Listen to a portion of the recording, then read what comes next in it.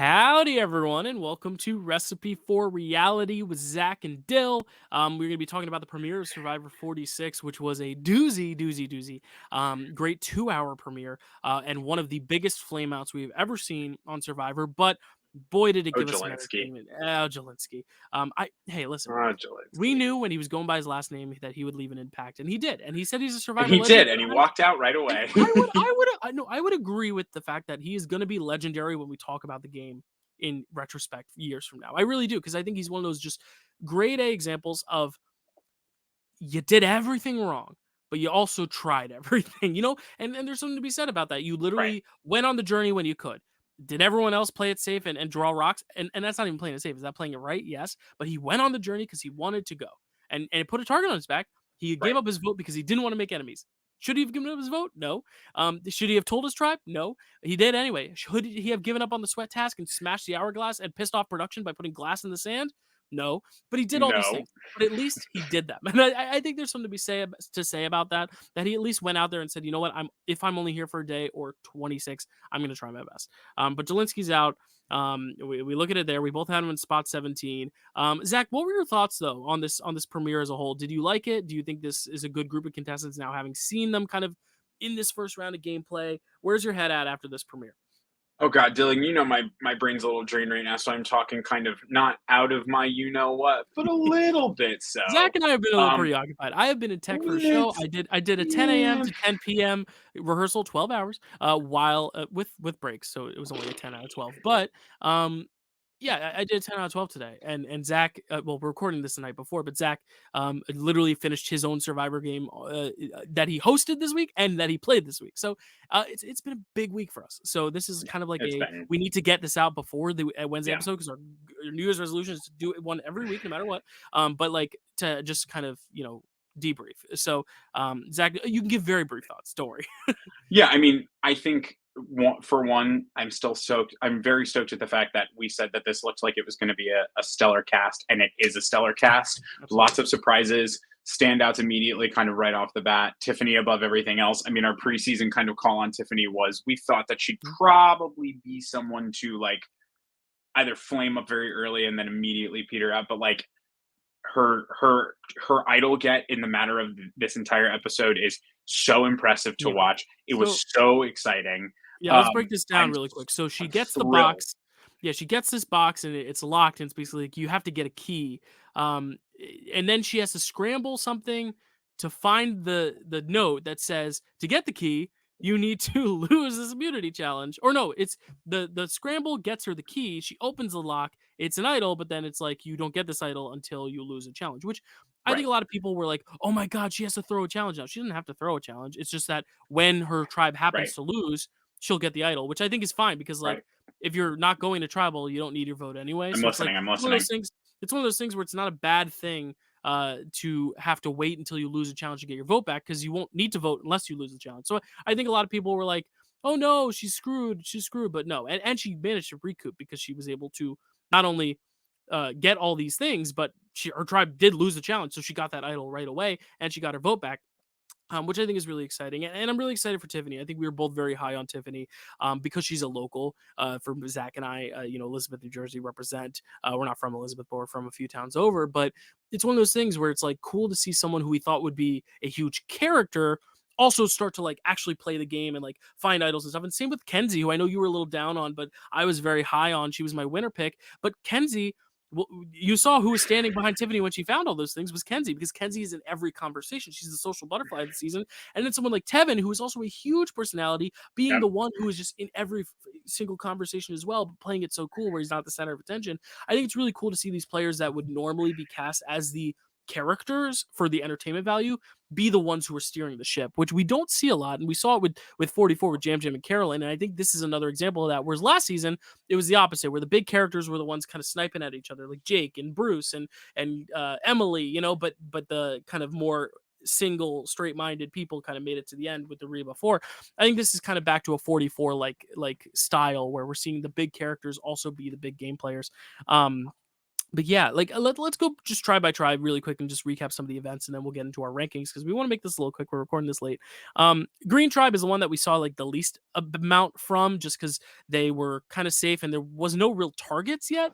No one's really targeting anyone there, but we did see the girls link up and they pulled in Charlie for the Charlie's Angels, so it looks like a girls versus guys thing with Charlie in the middle. But we also see Ben getting along well with people. We were worried that he'd be an outcast, but he's actually doing a good job, like kind of giving this tribe a vibe. He keeps talking about surviving, which is good. So Ben is kind of the vibes guy at the tribe. Charlie's the one in Mhm. the middle of the gender dynamics, and then Maria gets the extra vote on the journey with Tevin. So I think the Green Tribe is someone we won't see go to tribal yet. So that's why we haven't gotten like any targets there. But it seems like the girls are together. They have Charlie. Ben's vibing, and then there's Tim, who's making comments about how he knows women so well because he has a grandmother. Like, I think Tim is the one who's on the outs, I but Tim is love also the Tim. strength. Tim is also the strength on the tribe. So it's really like Right. you look at. I think it's a very interesting dynamic, but that's all we got. We didn't get a ton of character moments. The only like personality really we got in terms of like who is this person and what is their vibe is like Charlie being the Taylor Swift kid and then Ben being the vibes guy. But otherwise, it's mostly about where does the dynamic stand with the tribe. What do you think of this Green Tribe? Do you like them? What are your first initial reads? Who do you Yeah. think's positioned? I mean, we'll get into our I rankings mean, in a second. I definitely like them. I am high on I'm high on Maria. She's my winner Yeah, pick. I yeah, think great episode. she's Great sitting episode from Maria. Yeah, sitting in a great position. I mean, she's got an extra vote that she's clinging on to. She's got some power early on in the game, which is always very important because even though your tribe's probably not heading to tribal very often, I think you're right. I don't think we're going to see this tribe at tribal very often. But to know that you have a little bit of security in the event that you do go, or even the some security in the event of something like a swap. I mean, you have the ability to play a little bit more risky and a little yeah, bit more, um, you know, strategy forward. And I think sometimes, especially like early on in the game, it can get very dicey when people do not like people are a little bit more afraid. And what's good is that mhm, everyone on this tribe see, I mean, Maria, um, Ben with his vibes, Charlie, Jem, like we have strong players on that tribe, so it's always going to be interesting. I'm more interested to see are they going to continue to want to win out, or are they going to hit a point where they're like, hey, listen, we can't go too far into things together with this entire group. So like, yeah, let's find out if Charlie's really gonna yeah. ride with the Well, girls, well, ride that's with the the thing angels. too. I think it's one of those things where Charlie can ride with the girls, but even if he decides to ride with the guys, Maria has an extra vote. So there's 7 votes, 4 girls votes, 3 guys votes. So no matter who Charlie picks, the girls control it. So all the girls have to do is vote together Hmm. and put all their votes on the same person and hope they don't have an idol and they're good. Yep. They also have to not lose their vote. So I think the girls are sitting really well in that tribe. Now let's look at the orange tribe where immediately Randen is coming at Venus. Venus is giving off Parvati vibes, which we knew she would. We knew they would kind of see her as a flirt. But Soda, coming to Venus's defense, is like, hey, girl, I got you. Randon's throwing out names. He doesn't know you yet. Why is he doing this? So we're getting a little bit of Randon Venus beef, but then we're also getting Tevin and Liz beef, but it is very one sided. No one hates Tevin, but Liz talking about how she's allergic to everything and that she has all these jobs. She's a business owner. And Tevin's like, if you have all this money, I don't want you here. But then Tevin says that to the audience, which I'll talk about Tevin in a sec, but Tevin is great. Tevin is kind of becoming the narrator this season, but also is in control of the tribe. He also formed a final two with Hunter. That is the Andy Griffith alliance because they both watch old television, which is a very fun little montage segment there. But then you have Hunter, who I was also very impressed by this episode, who is getting a little annoyed at the camp songs and the camaraderie because Soda's doing all these like fun camp songs. Hunter's not a big fan of it, but he's not telling anyone that. He's telling the camera that, and that's the big thing I'm telling. That is very telling about this tribe in particular is that Venus is aware that she's a target. Hunter is aware that people annoy him, and Tevin is aware that people are annoying him. But they're all telling the camera; they're not telling anyone else. And I think that's strong gameplay to tell the camera you're frustrated and not tell the other tribe mates, so that they don't really have a reason to target you. So I think the obvious targets here. I mean, Liz is kind of an outlier here, where no one's really getting along with her. But then you have Randon versus Venus, and it looks like in the preview that Randon versus Venus is going to come to a big fruition here. Then you have Tevin, Hunter, and Soda kind of chilling in the middle. I think this is a very hard tribe to read in terms of who the consensus target is because I think you could easily just go, hey, we're going to go for Liz and keep the two bickering at one another, or you just try to settle the war now between Randon and Venus. Otherwise, I think this is a very interesting dynamic, and I honestly was surprised to see them win both the challenges because we thought they were going to be the catastrophe tribe, and they don't even win the 2 challenges, but they come in first on both the challenges. So, what is your thought on this orange tribe as a whole? Do you like them? Are you vibing with them? Truly nothing different than what you've already said. Yeah, I'm trying to give a little I'm not gonna grease to waste the air recaps. in space. I mean, I agree with you. I mean, it's something. It was an early call of mine. I thought Tevin might rub people a little bit the wrong way, and that Hmm, might get him in trouble at some point. So we're gonna see how he navigates that. But I mean, like again, an entirely entertaining cast with um, a lot of big characters. I'm very excited for when the big characters all kind of can join and do yeah, this. I do have yeah. to send you something that I saw on Twitter the other day. It is related to Venus, and it's Oh, very, very funny. And I thought of you immediately. okay, I hope it's a good thing because I'm standing the queen. I'm very much taking Venus's side in this because like Randon jumped to conclusions in judging her, but I get it. Like she does come across very strategic. She was looking for an idol. The thing is, she told the camera she was like, "He's right." The problem is he's right, but like I don't want him to say anything. But it's good. She looks like she has soda in her corner. And then we have the purple tribe, which was the catastrophe tribe. Obviously, it was very centered around Jelinsky, but as you mentioned, we have Tiffany finding the idol, Kenzie being by her side. We see this kind of four-person alliance form with Tiffany, Kenzie, Q, and Jelinsky, but that quickly falls apart because Q's like, nah, not working with Jelinsky anymore. Q is kind of like dictating the strategy of the tribe, but it seems like Kenzie and Mhm. Tiffany are really focusing on the social stuff. Then you have Banu, who I know you texted me. You're not sure about Banu. Man, He I is don't know. I don't know. Banu. Banu isn't in any solid relationships, but he was such a focal point in this first episode that he could be Yes, a very quick fame yes. out, or he's gonna go deep. I really don't know. And then Jess is the obvious outster there because she was the one they were gonna vote out, and then they all pivoted to Jelinsky because Jelinsky was just such a mess and didn't want to be there as much, or didn't give that impression that he was there for the tribe. So it's very interesting. I don't know where this tribe lies now. I think Jess is the easy boot, but is it an easy boot? Because I feel like right now, if Jess is on the outs, you scoop her up. But again, I don't think any of the other four are coming after one another now. So is Banu on the outs? Is Q gonna get turned on? Even though Q's the strongest, if they get rid of Q, they're dumb. Like this tribe is so hard to read because it's Right. such a mess. But they could also now, with Jelinsky Well, gone, start to win. Who and knows? You know? that's why I'm having such a hard time reading Banu, because it's not that I think Banu. I mean, you kind of lined it out where like he was so focal and such an important part of what was happening in this episode that Mhm. the first thing and the only thing I can think of, especially his moment at the end. I mean, it was viral on Twitter for like an entire day where he was like, "Let's get to the votes," because Jeff kind of outlined what he was Yeah. doing. Jeff is like, so you're talking about Jelinsky, and he was like, it's time to vote. Yeah, You know, it's very weird. But yeah. I mean, funny. I mean, great entertainment. I think that's the thing is like, there's a lot of contestants that I think are like kind of train wrecks right now. Like I think. Honestly, I think Liz is a train wreck. I think Banu is has a potential to be a little bit of a train wreck. Jess is definitely a train wreck. And even like on Green, I think Tim is being a bit of a train wreck, but it's all entertaining. And I think that's the thing with this season is I think they're all going to play really hard and a lot of it's going to be wrong, but we're not going to get like a safe winner. I don't think. I think the winner is going to be someone who's like scrappy, kind of like someone sitting to my left right here on this panel played their game this week, just very scrappy, like where they're going to have to like really tooth and claw, nail whatever to get Yes, to the end. All Banu right, is let's going get to have to yeah, go ahead. prove his worth to a tribe that may Right. not trust him as much Right, and anymore. and then we do have to talk about one little thing in the preview, which is also going viral, which is Banu screaming at Jess, which we know, Jess! Jess, we know that Jess is the outlier of that tribe because she's the weakest one, and she's the one that everyone was gonna vote until they pivoted. Tiffany really wanted Jess out, so like I think if Tiffany has this kind of stranglehold on the tribe, it's gonna be an easy Jess out, but. Something about that preview makes me think that maybe Banu is going to emerge as more of a threat. Because also, if we remember from the preseason press, Banu wanted to work with Jelinsky and he was working with Jelinsky. And the thing is, he immediately did change and vote out Jelinsky because he read the vibe. But I really do think Banu is someone who wanted to work with Jelinsky, and he wasn't part of that initial power structure. So I'm very interested to see where Banu goes because Banu could make it far, could be out next. He's the biggest wild card.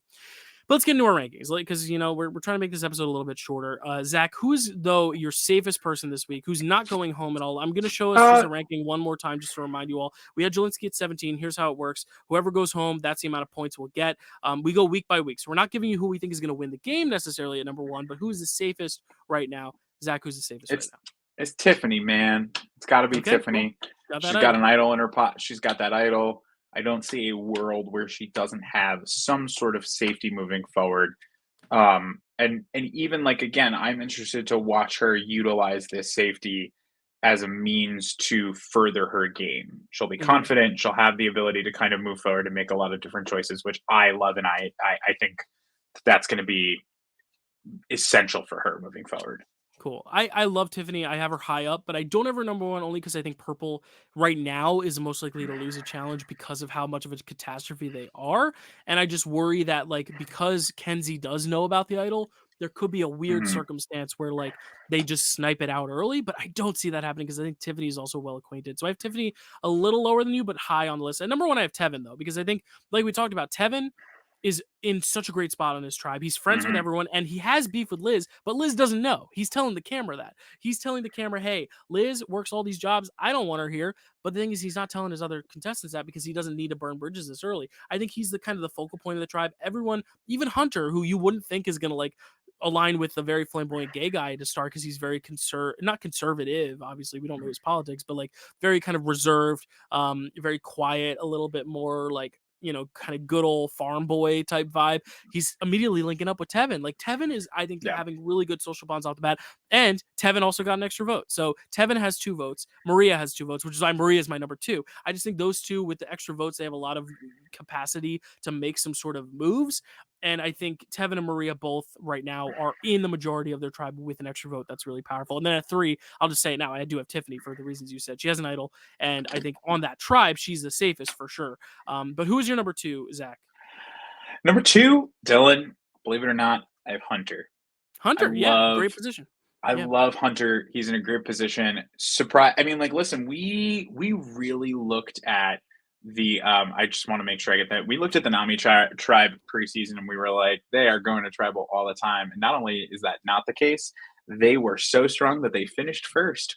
And I think that if anything, that spells out kind of a different kind of narrative and a different type of story that survive this season is going to be telling. And Mhm. Hunter seems pretty focal. He's in a great spot. He's got Mhm. great relationships with everyone. I don't think he's on the chopping block if they end up there. Yeah, no, I agree. I have Hunter at number 4, so I have that. But I'm at number 4, you're at number 2, so rattle off your 3 and 4. I have Hunter at 4 for those reasons. Uh, at my number 3, I'm going to put Venus, and it Ooh, pains me to okay. put her so high. But again, Ooh. I think her knowledge of Tiffany's idol puts her at No, an, no, wait. like you Kenzie said, Kenzie's the one who knows Tiffany's idol. Kenzie, Venus, Kenzie, yeah. Kenzie, not Okay. Venus. Kenzie, not Okay. Venus. Kenzie, her knowledge of Tiffany's idol puts her at a very unique spot. So she has the ability to kind of leverage both her safety as well as her position in the game. And if she's a smart player, and she seems to be playing pretty smart, I'll admit when I'm wrong. I think with that, she's going to be a force to be reckoned with, at least for the coming weeks until that idol is gone. And then it's going to be like, all right, cool, you knew something. What do you Yeah. do now? Right. And she And seems to be then, even without the idol, she seems to also be really good with Q, pretty good with Banu. She was the one person that Jelinsky was like, "You're my number one. I'm Shaggy. You're yeah, Daphne." And like while she went back on that, I think it's telling that everyone wants to go to Kenzie first. I have Kenzie lower only because I think Purple is in some danger. Until they win, I'm not going to have a complete faith in them. So I have Kenzie a little lower, but I think having her 3 is not a bad thing. I think my top 10 is all pretty safe. I think. So yeah. Kenzie's in that top 10. But who is your number 4? And number 4, I have Gem. Okay. Gem, I think, is in a great spot. Yeah, I Nothing, agree. nothing too terrifying. She's in. I again, if anyone wasn't like super highlighted this episode, I was like, all right, then they're probably safe for at least a couple more Yeah. episodes, and nothing in the what's it called? Nothing in the preview that terrified me. Yeah, she's very quiet, but I think she had honestly, if I'm looking through the premiere and I'm looking at who has the winner quote, because we always look to see with the edgic, like who might have the winner quote. She has a great quote. I'm gonna paraphrase this, but right after the first challenge, she's like, "You know what? We may not have won the challenge, but all that matters is that we don't lose. Because what I want to happen is I want all these people to start taking one another out, and then I'm the sole survivor." And it's like just one of those quotes where it's like, why is Jem saying this quote? Like Jem has no sort of hold on this episode strategy, but she's still offering her winner's quote. I think she's someone who, if she doesn't win, at least she's going far, because why would Right. they put that quote in there? Keep going, Dylan. Keep going. So I always like to look at the winner quotes as a potential key, though it's so early to tell. But I think in terms of winner moments, like I think Tevin had a great spotlight this episode. I think Hunter had a great spotlight. I think Jem had a great spotlight. I think those are the 3 that I think I got the most winnery vibes from. And Maria, I would say, because Maria had a good, but Maria was more circumstantial because she got that extra vote and like she had to be a focal point of the episode. But I really think that Tevin, Hunter, and Jem right now, if I had to pick out who I think might be a winner, or Kenzie. I'm still high on Kenzie. She was my preseason pick. I'll rattle off numbers 5, 6, 7, just because it's all part of that, Charlie's Angels alliance. I had Maria at 2, but I'm going to put, because I don't think they're losing, and I think just if they win, there's no reason that the women shouldn't stick together, and Charlie's in the middle of it. So I'm putting Charlie at 5 because Charlie's the swing vote on that tribe. If they do go against the men, they're not going against Charlie. And Charlie, even if they do go against the women, I think Charlie would join up with the women to go up against the men. Like, I don't think Charlie's going to be on the opposite end of the vote. Then at 6, I have Jem as well, so I have a little lower than you, but again, because I do think she got that great winners quote. And then at number 7, I have Mariah, just because I think those women, there's no reason right now, especially with an extra vote and Charlie on their side, that they should lose, that anyone but Tim or Ben should go home. Tim and Ben should be the only options to go home on that tribe. And if any of the other ones go home, then that's their fault, because they're in such a good position right now, and I don't think any of them are going home. But I'll also say my number 8, because you said her already. I have Kenzie at number 8. I don't think Purple's going to win. I'm worried they're going to lose, but I think of Purple, I think next to Tiffany, I think Kenzie's the safest. So I rattled off my top 8, so I'll let you have the next 4. Zach, who is your number 5, 6, 7, 8? So 5, 6. I mean, it's not going to be too much different, because I'm trying to spread the wealth a little bit. I have Purples. I have the rest of the Purples a little bit further down. But at 5, I have Maria. I'm just like, I mean, like you said, there is no reason with an extra vote she should be in any sort of danger. I think the only reason that Jem is a little bit higher for me is because she gets a little less attention this episode. And I mean, based on kind of the Survivor that we've watched in the recent seasons, sometimes less attention in the beginning is more for a winner edit later. So she's sitting at number 5. At 6, I've got Charlie right there. Again, for nothing that isn't already like related to what you have said. And then sitting at 7, I've got Tevin. Cool. Tevin surprising me a lot more than I thought that he would, but still not like I'm not getting winner yet. I feel like he could be, if they lose, he could potentially be an option. It just depends on how he uses his charm and his relationships with people to continue to like push his game forward. And then do you want me to you did 8, yes? I did 8, yes. Kenzie's my 8. So then at 8, I'm gonna put Soda. She's like right at the cusp. I love Soda. Yeah. I'm so thrilled. I loved her this whole entire episode. I think she's such a good character. It makes me a little nervous that they were kind of highlighting her so early. But even though they were highlighting her so early, I think it reads less as she's going to flame out early and more as she's a character they want us to kind of like keep an eye on. And I love that. I don't know if she's necessarily winner edit material at this moment, but I think she is at a point where like people should be looking at her and they should be considering her position in the game and how she's going to keep moving that forward. Yeah, I really like Soda. And I think of all the people that I was most off about, I think I was most off about Soda. I was expecting her to come out and be really likable, but like kind of a little forgettable and be an early kind of pre-merge boot. But I really think she was the first one to make fire this season. And I also think which could be foreshadowing, maybe she's the fire making loser or winner. It's true. Maybe she makes the fire and sits in final 3 and gets a few votes and makes it maybe the runner up, or the winner. I think Soda is much more Marianne than she is Mariah from season 43. Remember Mariah, the first boot? Yes. Like I really think Soda actually is gonna make a really cool run. The only thing is that Hunter's getting a little annoyed by her, but Hunter's so good at being like, but I'm a camp counselor, so of course camp songs annoy me. It's more about his profession than it is Soda directly. And I think that tribe just already has 3 very glaring targets in Venus, Randen, and Liz, that I think Soda's in a really good spot, and I'm very happy for her. I have her at 10. I put Q above her at 9 only because I think Q is kind of the one dictating the strategy on that tribe. I think Purple might lose, but I think Q is in the driver's seat if they lose. I don't see him being the boot, also because they need him for strength. But I'm worried about Purple in general. And then at 10, I do have Soda. Who's your number 9 and who's your number 10? Q is also a number 9 for me. I just think that when they lose, if you're getting rid of Q, you're just accepting your fate to go back to tribal every single time after that. And it spells bad move for me. I don't know how I think about, I don't know, again, how I feel about Q in terms of longevity. I think if he gets to the merge, he has a really good shot at just kind of winning out and really pushing through. But if they get rid of him, they're pretty much, or being Caleb and being targeted right away until he and honestly, it might do better for them to keep someone like Q around so that they have this kind of immediate thought Yeah. process. And then at number 10, I have Liz. Um, Oh, not okay, cool. she's higher for me. Again, I can never tell if the edit is trying to fool me into thinking she is the immediate Right. boot or something. I mean, listen, by every stretch of the imagination, I would have booted Emily. I booted Emily at the last place scenario so many fucking times last season that like Mhm. you would think I was writing the show myself, and then every week I'd be shocked. Every week I'd be shocked. Um, Yeah. so I I think do that think Liz, though, I'm is taking a not gamble playing. on Liz. Yeah, I don't think Liz is playing as overtly of a negative game as Emily was playing at this point of the season. Emily had a really quick redemption arc. I think the problem with Liz is that she doesn't know she's annoying people, which is my only worry for her. But I think you're right in the fact that, like, if they are smart, if Venus and Randon are going after one another, there's two things you could do. You either pick a side and vote out one of them and scoop up Liz, or you target Liz and keep the fighting in the tribe because they're always going to be a bigger target than you. So it's really going to be a matter of if Tevin and Hunter and Soda, which seem to be the three that are safest on that tribe, if they decide, hey, let's keep Venus and Randon in the game after one another and let's just take out Liz, easy fail swoop, or let's scoop up Liz and get out the toxicity that is this Venus Randon rivalry, in which I think there's someone they would boot of those two. But I think that's a very good point. I have Liz much lower, but I think you make a good point. Like she is someone right now that you can scoop up and could have that Emily trajectory.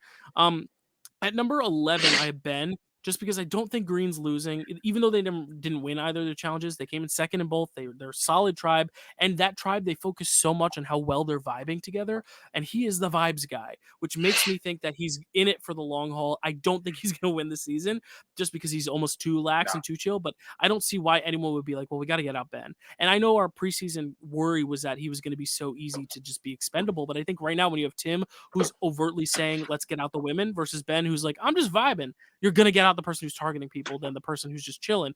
If you lose again, that's when you're like, all right, well, Ben's an easy boot. But you don't go for the easy boot first. You go for the right. person who's throwing out names. Then the next round, you might take out the easy boot. I mean, it reminds me a little bit of my season that I just played where I was faced with someone who was a very easy person to take out or someone who was actively putting my name out there. I went with the person putting my name out there first. And then the next round, I was going to boot out the easy boot. But then she went to a different tribe. Anyway, different story. Right. You watch that unfold. All right, I who's did. your number 11, Zach? At number 11, I'm gonna give a heart of green. I'm gonna go with Ben. I don't have much else to say on it. I mean, Mhm.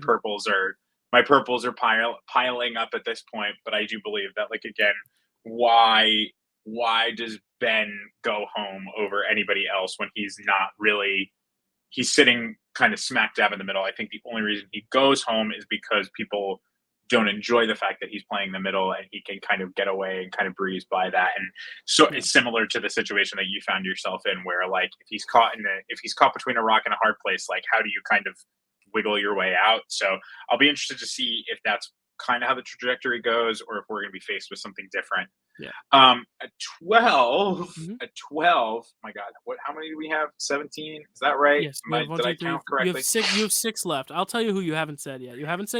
Um, you haven't said for green. You haven't said Mariah or Tim. For purple, you haven't said Jess, Banu. You haven't said Jess or Banu, and then for orange, you haven't said Venus or Randon. So that's who you have I'm going to left. put, at 12, I am going to put um, Randon right there. Okay. I don't have good explanations at this point. So I'm you think like he kind wins of, if between him and Venus? You think they would vote out Venus before him? yeah, Okay. I do. I do. I think, That breaks my heart.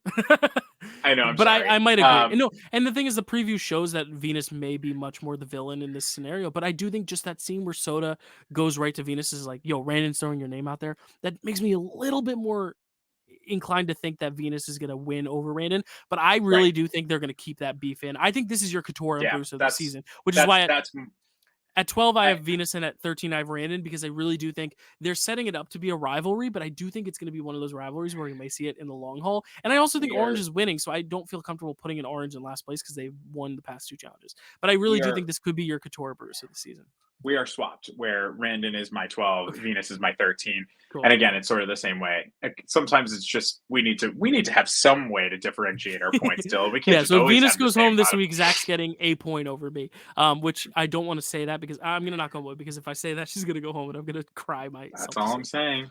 I love her so much. Um And then Who's your at 14? 14, I'm racking in with Tim. Okay. I have Tim at Uh, 14 as well. yeah, just like can't see too much of like what in the world.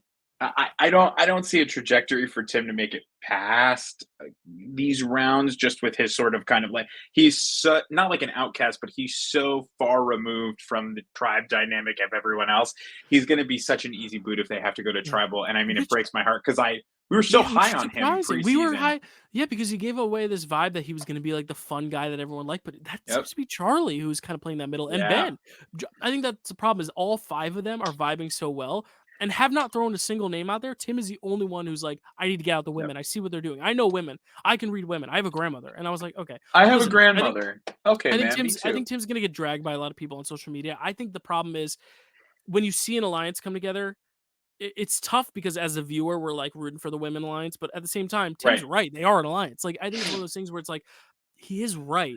The problem is the way he's explaining why he's right is problematic in the way that he's explaining. He knows women, all this thing.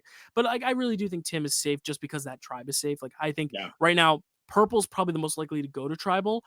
And next, I would say is actually orange, just because they highlighted a lot of those dynamics. Whereas green, I think they showed where everyone lies, but they didn't really go deep into saying who the targets are because I don't think it's going to matter yet. Because I honestly think after 3 rounds, we're going to get a swap like we did last season. So I don't even think Tim's going to have to worry, honestly. I think, honestly, a swap is going to be the best thing for Tim because it'll give him other people to work with that aren't this women alliance with an extra vote in Charlie. He's going up Yeah. against a lot. Who's your number 15 now? You got Jess and Banu for purple left, and you've got who do you have left for Mariah. Mariah? Yeah. And Mariah's going at 15. Okay. It's So you're really thinking just purple's some losing? Yeah. it's really just some what's the word? Insurance. Like it's just some insurance Right. at this point. Yeah. And I don't again, nothing that hasn't already been said about what we're talking about. I Yeah. enjoy For sure. Mariah, but I don't see her as essential to kind of the goings on of the show. And sometimes those are the people. Listen, I took a risk with Liz. I'm taking a risk with Mariah as Yeah. well. We're gonna see if it pans out. It's hard with Mariah because she's obviously in this all girls alliance with Charlie, the Charlie's Angels, but I feel like it Jem, Maria were shown to be like strategist of the group, like they're kind of running this group, whereas Mariah kind of got more of an edit of like, I'm gonna go through this personal journey because I'm a nerd and I don't fit in and all this stuff to where she was getting so much that I'm honestly worried that she might be a Yeah. pre-merge boot because they're giving her a lot of personal content, whereas like Jem and Maria aren't getting that, but are getting a lot of content because they're going to be more end game players. So they're getting strategic content now. They'll get personal content later. I always look at the personal content as like a worrying sign. The fact that like Jess is like, hey, I want to like grow as a person. And Mariah's like, I want to grow as a person. And Venus, who's also kind of talking about her like kind of tough exterior type deal. Like I think these kind of journey edits are a little concerning. But then again, we also got that with like Marianne. So, and Jam Jam and Carolyn. So all right, at number 15, I'm gonna keep an orange and purple at the bottom. So I'm gonna put my second to last purple here at 15. I'm putting Banu. I do think right now the safer bet is to put Jess lower than Banu because Jess is the very obvious boot there, but I feel like Survivor is not obvious. So in my gut, I'm like, if purple loses, it might be Banu, but at the same time, right now, I'm not going to play it too risky. I still have Banu at 15. I think he's in a worse spot than a lot of people would honestly think he is. And you called it. I'm so happy when I got that text because I think we're on the same page with Banu, where I just feel like he is just a very fun, lovable character, but I just don't know if he is as well ingrained in that tribe as he thinks he is. Because I think Kenzie, Q, and Tiffany are very, very close. And I think Jess is someone that, like, why not scoop up Jess as a number? Because she Mhm. clearly wants to play. Whereas Banu, I think, is going to be a little bit harder to predict later on. And we see in the preview, Banu is kind of yelling at Jess. And I think that could foreshadow something. So I put Banu at 15 to be safe, but who knows? Who's your kill your list? 16, 17. Do you have Banu or Jess? I put Jess at 16, Bono at 17, and I think it's because the edit is a fake out. I think they want us to believe that Jess is going to be the target, and I think Bonu's going to flame out, and we're going to see Yeah. Bonu go out. I think For that that that's what's going to happen, and I can't wait to be right. for that reason, I put Jess at 16. I think Purple is gonna lose, but it's at the point where like I just think Jess is such an obvious boot that if she was going home here, I don't think they would make it that obvious because it would No, make a agreed. two. This episode 2 is 2 hours long as well.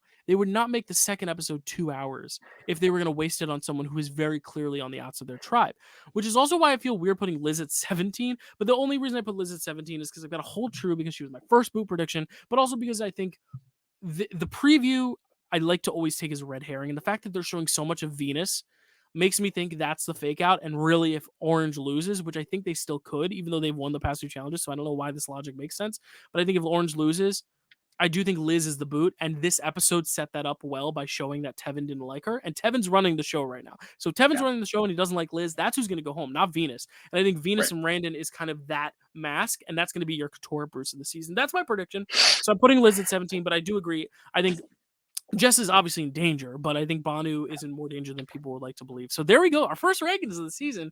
Very, very exciting, man. I'm excited. This is a great Let's see if I cast. finally Like, pull ahead a season. I've been yeah, so behind all these last you seasons. have, I'm just but hey, tired. yeah, it's the life. But I will tease a few things. Sometime in the next week after we get this episode, we will be once again. We're going to be down to 16 players, and you know what that means. We're going to have Austin and Ingrid back on. We're going to draft the players. We're going to have to figure out a time to do that, but I think we will find a time between the 4 of us to do that, and then draft those 4 players each. And then I'm doing my own little side project every week. I'm releasing my own little mini kind of little podcast in companion piece to the episode we just watched. So the last episode we got a big first boot, so I'll be ranking. Actually, it came out earlier today because this is coming out after that video. But the top 10 first boots I would love to see play again. I recorded that little video that'll be coming out at around the same time that this video is. And then next week we will be here to rank the 16 as well. Maybe we'll make the rankings part of our draft. Maybe we'll just say where we would have ranked them. That way we can kill 2 birds with 1 stone, if that's okay with you.